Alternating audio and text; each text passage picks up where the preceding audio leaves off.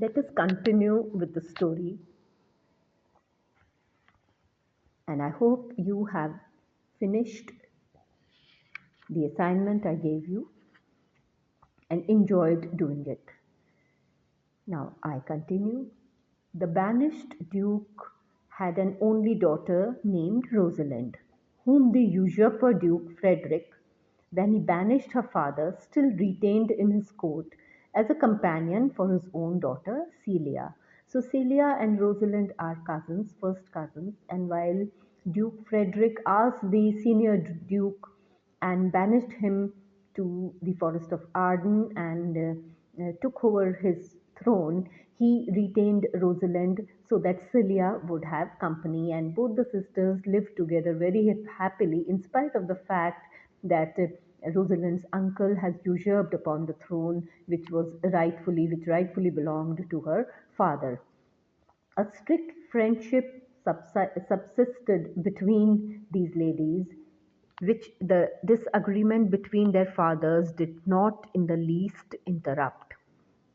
Celia, striving by every kindness in her power to make amends to Rosalind for the injustice of her own father in deposing the father of Rosalind.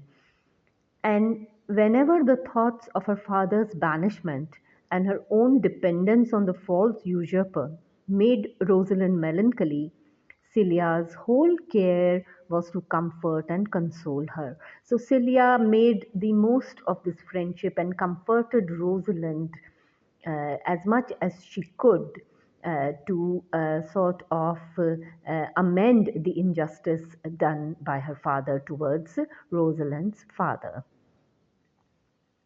One day, when Celia was talking in her usual kind manner to Rosalind, saying, I pray you, Rosalind, my sweet cousin, be merry. A messenger entered from the Duke to tell them that if they wished to see a wrestling match, which was just going to begin, they must come instantly to the court before the palace. And Celia, thinking it would amuse Rosalind, agreed to go and see it. In those times, wrestling, which is only practiced now by country clowns, was a favorite sport, even in the courts of princes, and before fair ladies and princesses. To this wrestling match, therefore, Celia and Rosalind went. They found that it was likely to prove a very tragical sight, for a large and powerful man who had been long practiced in the art of wrestling and had slain many men in contests of this kind was just going to wrestle with a very young man who, from his extreme youth and inexperience in the art,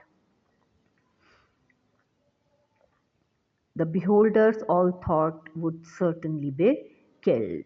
Now, this young lad is none other than Orlando.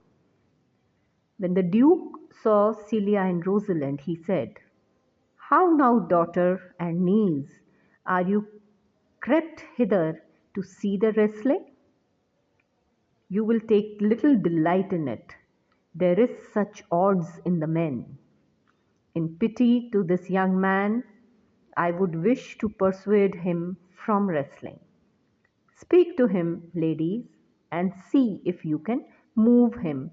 So Duke Frederick thinks that the ladies, Celia and Rosalind, who have come to witness the wrestling match, have made a mistake because for sure Orlando is to suffer and eventually even he could die. So he requests his daughter and his niece that please persuade Orlando to not accept the wrestling challenge and to retire without wrestling with that huge man because it would be fatal and life threatening for Orlando. And the ladies, they listen to the uncle and they try and persuade Orlando not to fight the wrestling match.